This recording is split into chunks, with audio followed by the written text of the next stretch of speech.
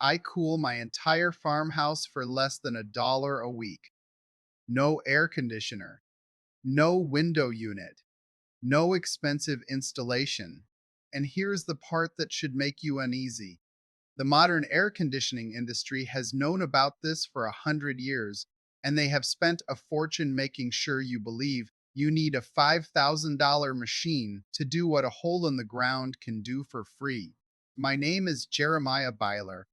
I am an old world homesteader, but I've spent 40 summers watching the English suffer through heat waves while their electricity bills climb higher than the mercury. The coolest place on a 100-degree July afternoon shouldn't be inside a house. It should be in the shade of a barn, next to a hand-dug well, where the water comes up so cold it aches your knuckles. That memory stuck with me longer than any electric fan ever could. My great uncle Ezra was the one who taught me the well trick when I was just a boy, sitting on the cool stone rim of our family while watching the mist rise off the bucket. He called it the Lord's air conditioning, and he never paid $1 for cooling in his entire 93 years. What I'm about to show you isn't a theory. It's a system my grandfather's grandfather used to keep a farmhouse livable when the sun beat down like a hammer. I'm not a researcher. I'm not a scientist. I'm a practitioner who has used this method in my own home for decades, and I've watched neighbors tear out their window units after I showed them how to do it. The proof is in the thermometer, folks. Trust me on this. Here's the part that should make you uneasy. The air conditioning industry is worth over $100 billion globally. The average American household spends nearly $300 a year just on cooling, and that number is climbing. But the core technology behind AC compressing gas, running refrigerant through coils hasn't changed much in a century. What has changed is the marketing. They've convinced you that comfort requires a complex, expensive, electricity hungry box bolted to your window or strapped to the side of your house. They don't want you to know that the Earth stays at a constant 55 degrees Fahrenheit just 10 feet below the surface. They don't want you to know that the water drawn from a deep well is often between 45 and 55 degrees year round. That cold water is free energy, and it's sitting right under your feet. But you can't sell a subscription to a hole in the ground, can you? Why does this work? Let me teach you the plain mechanics of it. Heat moves naturally from warmer spaces to cooler spaces. That is a law of physics, not an opinion. When you run cool water through a radiator or a set of copper coils, the heat from the air transfers into that water, and the air gets colder. Your standard air conditioner does exactly that, except it uses electricity to generate the cold through a refrigerant cycle. That cycle is expensive, inefficient, and puts a massive load on the power grid during the hottest days. The well water method skips all of that. You don't generate cold, you harvest it. The well water comes up cold naturally. You pump it through a heat exchanger, a used car radiator works beautifully, and you blow a fan across that radiator. The warm room air passes over the cold coils, and the heat transfers into the water. The water then returns to the ground or is used for the garden. No compressor, no refrigerant, no $100 electricity bill. Just water, copper, and a fan. The specific numbers are this. A standard window AC unit pulls about 1,200 watts of electricity. My well water system pulls maybe 80 watts for the water pump and another 40 watts for a box fan. That hits your face, 90% reduction in energy use. And the cost? A used radiator from a scrap yard costs about $20. A small submersible pump runs about $60. Some copper tubing and fittings will cost you another $20. For around $100 less than the cost of one service call, you can build a system that cools an entire room, or even your whole house depending on your well output and your layout. All right, let me walk you through exactly how to build this for yourself. I'm going to give you specific materials, exact costs, and the step-by-step process I have used on my own farmhouse for 20 years. You will need one used car radiator, preferably from a large vehicle like a pickup truck or an SUV. I paid $18 for mine at a salvage yard. Make sure it holds pressure and has no obvious leaks. Clean it thoroughly with a garden hose. You will need one submersible water pump rated for continuous use. I use a little 1.6 horsepower pump that cost me $62 at the farm supply store. Look for one that can lift water at least 25 feet. You will need 50 feet of 5/8-inch reinforced vinyl tubing. This cost me about $15. You need enough to go from your well or water source to your radiator and then back. You will need a box fan, the largest you can find. I use a 20-inch fan that cost me $20 at a hardware store. You need something that moves a lot of air across the radiator coils. You will need a shallow plastic tub or a boot tray about 4 inches deep. I found one for $6 at a discount store. This catches any condensation or drips. And you will need hose clamps and brass fittings to connect your tubing to the radiator and the pump. Figure about $10 for a variety pack. The total cost is roughly $131. Give or take a few for tax. Compare that to the $300 to $400 for a decent window unit or the $5,000 for a whole house system, and you see why the industry keeps this quiet. Now let me walk you through the steps. First, locate your radiator and clean it. If it's from a salvage yard, it will have old coolant and dirt in it. Flush it with a garden hose until the water runs clear. Then flush it with a mixture of vinegar and water to remove any mineral scale. Let it sit full of the vinegar mixture for an hour, then flush again. You want the passages clean so the water flows freely. Second, set up your tub. Place the radiator in the shallow plastic tub, standing it upright. The tub is just there to catch drips.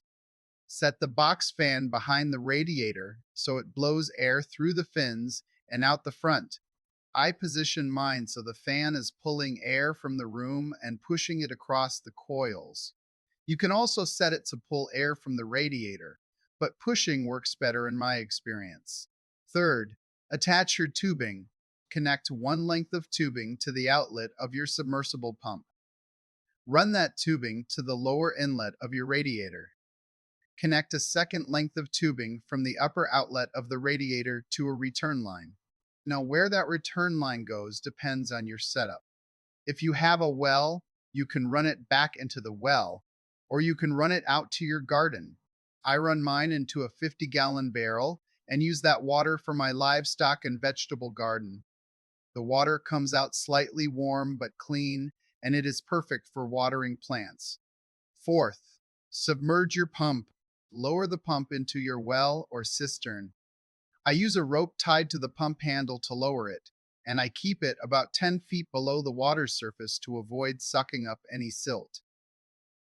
Plug the pump in and let it run for a minute to prime the system. Watch your connections. If any hose clamps leak, tighten them. I check for leaks by running the pump for a few minutes and feeling all the joints with my fingers. Fifth, turn on the fan and the pump simultaneously. You will feel cold air coming off the radiator within 60 seconds. I check the temperature of the air coming out with a simple thermometer. On a 95-degree day, my system blows air at about 65 degrees. That is a 30-degree drop. Sixth, place the radiator where you want the cooling. I keep mine in a central hallway, set up next to a window.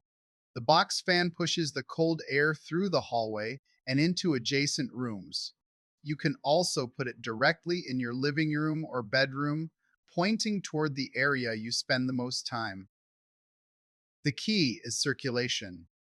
Use additional box fans to push the cold air where you need it. Now, here is a secondary trick that works beautifully alongside the well water system. On those brutal days when the humidity is also high, the cold water can cause the air to condense on the radiator coils. That's a good sign. It is removing moisture from the air, just like a dehumidifier. But you can help that process along with a simple old world trick. Take a burlap sack or a piece of thick canvas, soak it in well water, and drape it over the intake side of the fan. As the fan draws air through the wet cloth, the air cools further through evaporation. That cool air then passes over the cold radiator and gets chilled even more. It is a double dose of natural cooling. I have used this method to drop the air temperature by an additional 5 degrees, and it costs nothing but a wet rag. Let me put this in perspective for you. The average American household spends about $2,000 a year on utilities, and cooling is a big chunk of that. Over a 10-year period, that is $20,000 just to keep your house at a comfortable temperature. And most of that money goes to the energy companies and the AC manufacturers. They have built a system that feeds on your discomfort. The hotter it gets, the more they profit.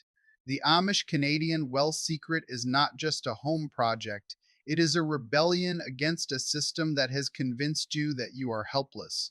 You are not helpless. You are a person with hands and a willingness to learn. The same earth that grows your food and gives you water also gives you cooling. You just have to know how to ask for it. My grandfather used to say, "The Lord provides the heat, but He also provides the cool." It's the middleman we don't need. I think about that every time I fire up my pump and the cool air starts moving through my house. The well is right there, doing what it has always done. The water is cold. The copper is cheap. The fan is simple. It works because the physics are honest. Here is your numbered checklist. Do not put this off. The heat will not wait, and neither should you. This Saturday morning, call your local salvage yard and ask if they have a good used radiator. Go pick it up. Do not spend more than $30. On Saturday afternoon, go to the hardware store and buy your submersible pump, your tubing, your box fan, and your tub. Get all the fittings and clamps at the same time. Saturday evening, flush your radiator and let it dry overnight. On Sunday morning, connect the tubing to the pump and the radiator. Lower the pump into your well. Sunday afternoon, test the system. Turn on the pump and check for leaks. Turn on the fan. Feel the cold air. Sunday evening, position the system in the room you need cooled the most. Run it through the night and see the difference. Do that this weekend. Do not call a repairman. Do not buy an overpriced unit from the big box store. Just a salvage yard, a hardware store, and a few hours of honest work. Now, here is something to think about before you go. The same principle that cools your house can also heat it in the winter. If you are clever with a few pipes and a simple wood stove, the well water can do double duty. That is a project for another video. But trust me, the old timers knew how to keep their homes comfortable in every season.